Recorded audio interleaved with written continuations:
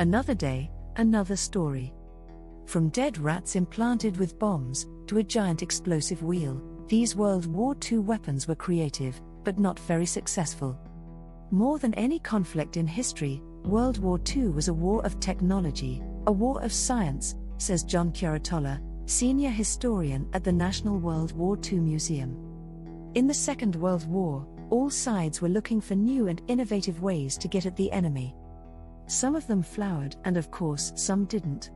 Victory in World War II required an unprecedented mobilization of brainpower, human power and resources, exemplified by the Manhattan Project in the United States. Many of the weapons and technologies developed during the war became game changers, including new radars and napalm, but many others were costly failures. Here are 7 of the strangest weapons that were dreamed up during World War II. Welcome to Tabo Eminent Channel. 1 Bat Bombs, USA. In early 1942, a dental surgeon from Pennsylvania named Dr. Lytle S. Adams sent a letter to the White House with an idea for a weapon that he believed would wreak havoc on Japan. Inspired by a trip to Carlsbad Caverns in New Mexico, Adams's proposal was to attach incendiary devices to bats and drop the winged weapons from airplanes. Of the thousands of unsolicited civilian suggestions mailed to Franklin D. Roosevelt, somehow this one got the green light and was handed over to the Army Chemical Warfare Service. The idea behind the bat bombs was that bats armed with timed incendiary devices would be released over a Japanese city.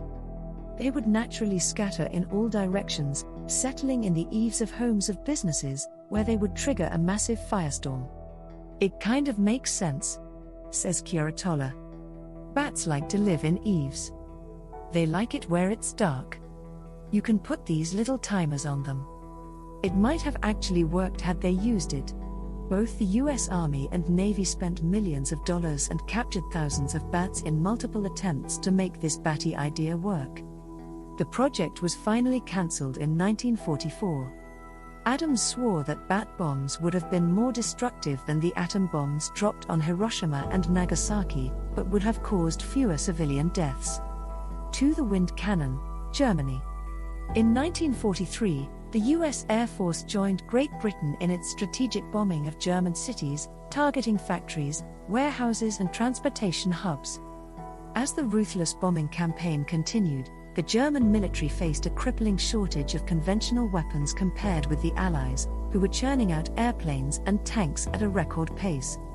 In response, Adolf Hitler and his propaganda minister Joseph Goebbels announced the construction of Wunderwaffen, wonder weapons, advanced weapons that would strike fear into the Allied enemy. Chief among them were Germany's massive V-1 and V-2 rockets launched from locations in continental Europe to hit targets in London. What you're seeing here is the creation of new and unusual weapons while Germany is running out of resources, aluminum, steel and other metals, and they're also running out of pilots, says Curatola. Many of these weapons are what they come up with out of desperation. 3 Project Habakkuk, UK. In the early years of World War II, German U-boats terrorized the North Atlantic, sinking British Navy vessels and civilian ships. The most vulnerable zone was the Mid-Atlantic Gap, a stretch of sea too far from American or British shores to be patrolled by U-boat spotting aircraft. One idea was to park a massive aircraft carrier in the Mid-Atlantic Gap that could serve as a refueling and launch site for Allied patrol planes. With steel and other resources in short supply, one British inventor pitched a creative solution. Why not build the floating air base out of ice? With the help of a molecular biologist, George Pike invented Picrete, a bulletproof material made from ice and wood pulp. Pike drew up plans for Project Habakkuk, a floating fortress a mile long and weighing 2.2 million tons. Its hull was thick enough to repel torpedoes and a hollow interior could store planes and smaller ships. Even better, any damages could be quickly repaired with more ice. 4 Exploding Rats, UK. The spy gadgets created by the top-secret British Special Operations Executive, SOE, during World War II provided real-life inspiration for the fictional James Bond. The SOE hid explosives inside every disguise imaginable, including Chianti bottles, Balinese wood carvings and even dead rats. So agents in London procured 100 dead rats under the pretense of a lab experiment. They stuffed the rats with plastic explosives and shipped them off to agents in German-occupied France, who were supposed to plant the dead rats near the boilers of factories and trains. The idea was that unsuspecting German soldiers would pick up the dead rats and chuck them into the boilers, triggering huge explosions. That's assuming that someone scoops up the rat and throws it into the boiler, says Curatola. There's a step missing between step 1 and step 3.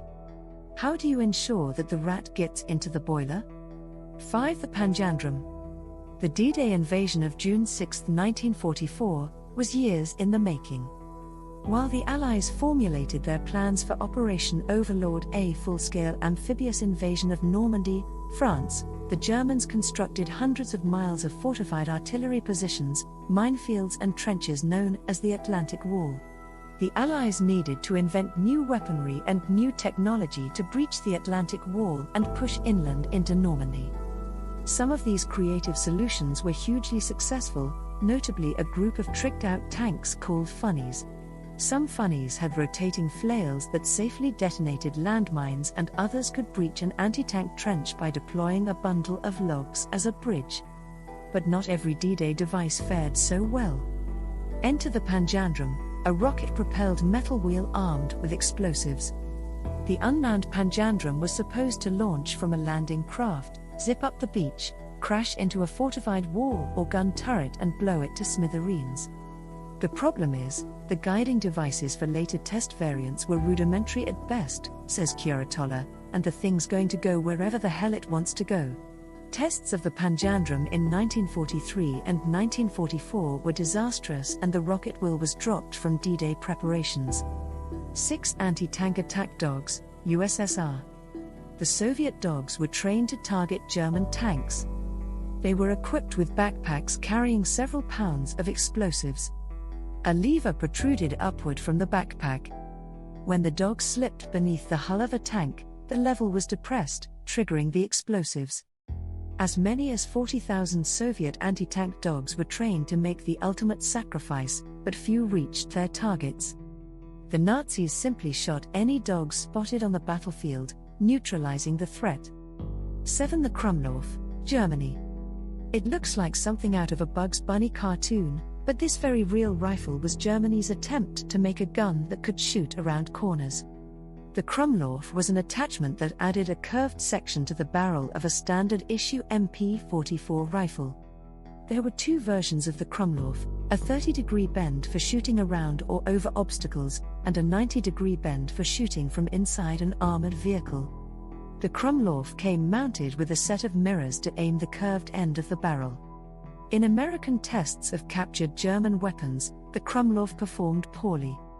Bullets snapped in half as they ricocheted through the curved barrel, greatly reducing the weapon's range and accuracy. And the barrel itself would snap in half after firing only a few hundred rounds. Thanks for watching. Request you to subscribe the channel.